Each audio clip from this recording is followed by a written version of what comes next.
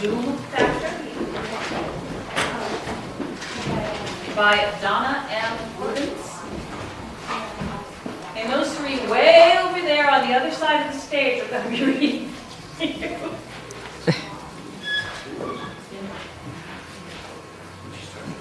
Please.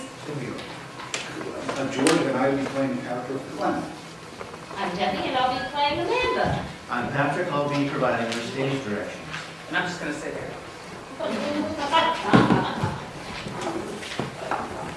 The Zoom Factor, a short play by Donna M. Rubens. Setting: the Haley kitchen, a large, up-to-date room with several useful working surfaces. Clem has papers and gadgets scattered on all of them and on the floor, including a model of a spaceship. A late afternoon in April. As the curtain goes up, Clem is seen puttering with the space model, humming cheerfully to himself. Amanda enters through the kitchen door. Oh my God, Clem! We're having company. Have you forgotten? I have to get dinner on. What's the dinner today? I canceled the dinner. We have to get ready. There's not enough time for abilities. You cancel? Get ready? What are you talking about? The Pipers will never speak to us again. We've had this dinner date for a month. Look at you. Why are you dressed in a Halloween costume? You look ridiculous. Honey, dear, stop the harangue. I'll explain. The okay, it comes through. We leave tonight for Houston, and then... Clem! It was only a dream. We didn't actually send a request. We filled out that astronaut application for fun.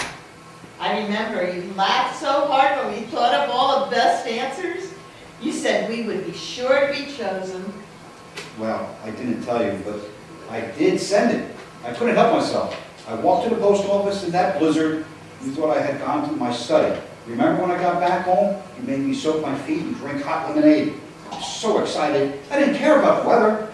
It never happened. We sat by the fire together that evening. You're hallucinating. I'll call Dr. Boone. Go lie down, I'll get you some green tea. She tries to get to the telephone, but Clem jumps into her way. Amanda, my love, what good are dreams if we can't put them into action?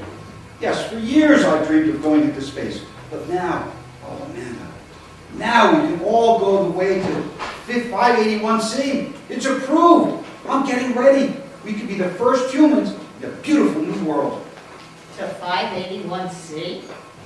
The little planet that was spotted last year?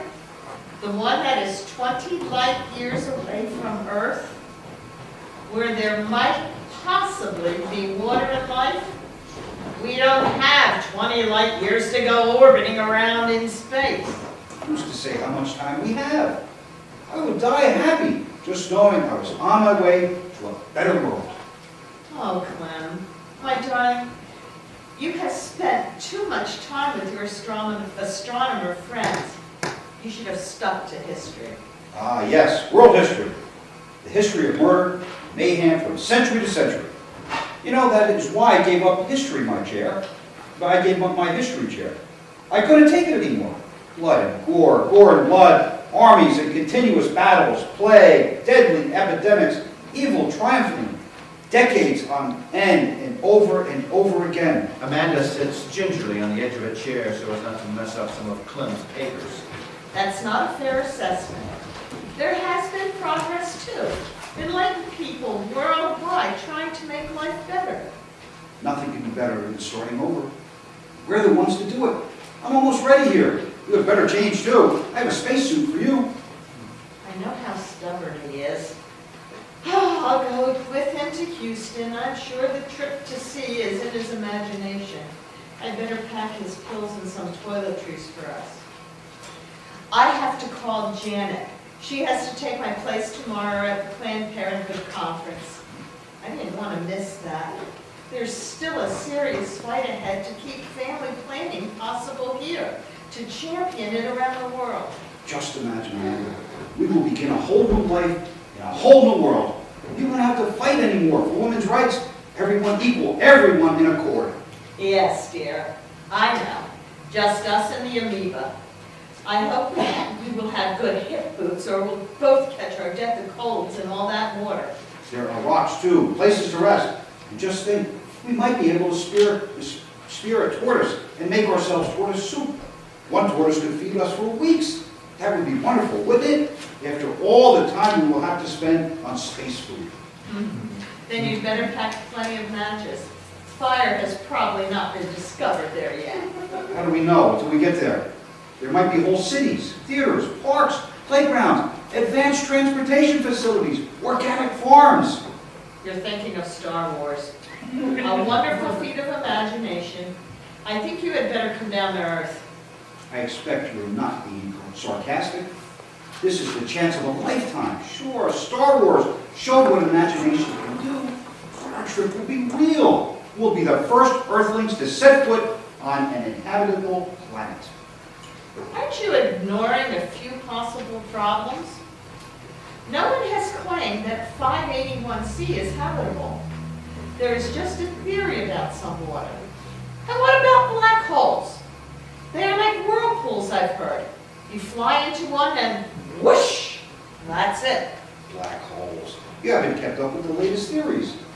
Why, we could be pulled into a hole and come out the other end in an entirely different universe. That would be something, wouldn't it? Oh yes, darling. That sounds really exciting. Any predictions on how long it takes to get through the dark tunnel? The secret to happiness on this trip, Mandy, my love, is to put all worries aside. Basic things have to be taken care of. In Houston, we'll find everything ready. A week of training, and then we're off. But tonight, we have to leave to be there on time. Is the crew chosen? Are they ready? Do you know who they are? That hasn't been decided yet. NASA may have to save its trained astronauts. No one knows where war will take you to the heavens. Star Wars? But I'm in contact with Yuri Popov at the International Space Station. I think he'll come with us. You mean we might be traveling alone? Glenn, I really think you are in serious denial. This can't be happening, and I'm going to clean up this mess here and get ready for our dinner guests. You think I'm kidding, don't you? After 40 years of marriage, you've decided I'm not trustworthy. Imagine, this is really going to happen. We're going to space to explore territory no humans have seen before. It is unimaginable opportunity. You are standing there arguing. Close your eyes. Envisions the sight we will see, the wondrous feelings of being lighter than air, the incredible joys of space travel. Yes.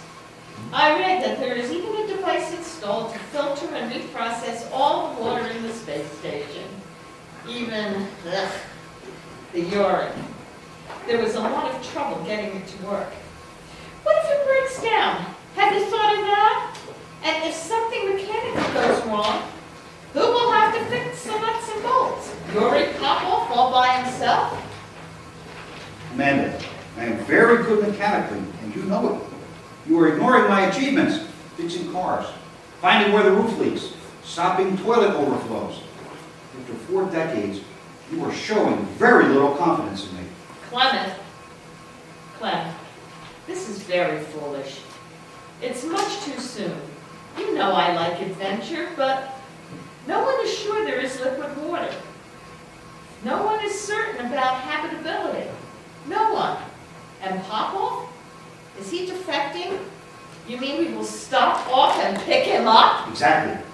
He's arranging it, he says. Even though he speaks Russian, I don't. We are simpatico. And we both remember Esperanto from our college days. He gave me the enchanted list of what we have to take with us. This sounds fishy to me, Clem.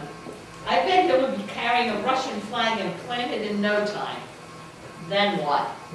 Back to nationalism and all its troubles, with or without a planet population? Clem ignores her and fishes around among the papers and pulls out a long, crumpled one. Here, 2 changes of exercise clothes. You know those fun, tight-fitting latex things? One long, one short. 2 favorite loose-fitting t-shirts, a set for each of us, of course. 2 paperbacks of choice, comfortable sports clothes, sneakers, 1 dress outfit. That list is from Popov? Latex pants? We aren't shaped for latex pants any longer. Only 2 books? A dress outfit? Floating in space must have gotten to his head. Why on earth, in space, would anyone need a dress outfit? Are church services being piped in on Sunday? The dress clothes are just in case there is a civilization here. Space people to greet us. Oz-like, you know. And there will be an exercise bike and a treadmill on board so we can stay in shape. We can learn Russian on the way. Popov has World and Peace and the brothers Kamenovs with him. It will be a long ride. Stop! The day you see me exercising on a treadmill or on one of those awful exercise bikes, Clem, you've got to clean up this mess. Call NASA, cancel our trip. I won't, I can't. And I know you. You'll want to go and look around outside. I'll go crazy thinking you forgot to attach yourself to the spaceship. Amanda, calm down. You're nervous. Well, I don't blame you. But it will be all right. It will be a wonderful trip. You'll see. Oh, I forgot. Popov has a dog with him, a Rottweiler. He says he loves people. A Rottweiler? One of the most antisocial breeds there are? Oh, and Popov walks him in space, I bet. I thought you would be lured out. Oh, Clem. For heaven's sakes, Mandy, Popov is my friend. I've been communicating with him for months. You've been wanting a dog. Here's your chance. I'm sure the dog will take to us. Let's see. I wrote down his name. Oh, yes, here it is. Ivan the Terrible. Just Ivan for short. Now that's a reassuring name. Listen to me, Clem. No one says we can get there. 20 light years. Why, that's many thousands of years away. Do I look like Margot in Lost Horizon? And no one knows what will be there, if anything, or anyone. Anyway, why just to see? While we're at it, why don't we just go local? Nobody's been to the moon lately. Stop off at Mars. Oh yes, Mars creatures. They say they would only be microscopic, but no matter. That would be a Gulliver experience. You're thinking too much, Amanda. Let's just go. And I read that every year is just 13 days. We can't afford so many birthdays so quickly, not at our age. Just think, 2 parties every 13 days. Maybe we should take 2 dressy changes. Clem, you're incorrigible. No one is thinking of taking a trip to sea now in the 21st century. No one but us, honey. No one but us will have the guts to leave now. Honey, have you forgotten? In 1970, we were the only ones in our crowd willing to take the plunge. Amanda pulls off her cape. Forget. How could I ever? Oh, it was a glorious trip, wasn't it? All the way from New York to San Francisco, mostly following Caraca's route and on the road. What a time we had. We left our friends behind and went our own way. Yep, and an old VW van that kept breaking down. Each place we stopped, people either greeted us with bread and water, with a car radiator, or The sound of a gun going off is heard as she kicks off her shoes and throws off a shawl or cape, revealing a tie-dye t-shirt underneath. Just thinking about that time makes me want to get back into those sloppy clothes I wore then. Peasant outfits, peace symbols, and being barefoot most of the time. We were young and crazy, weren't we? She twirls around the room in a dreamy-like state. young. Youth is in the mind, Mandy.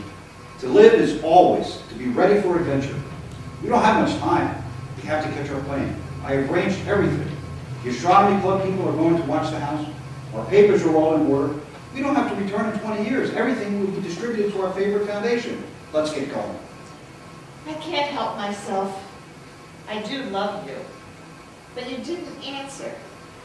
Are we still crazy?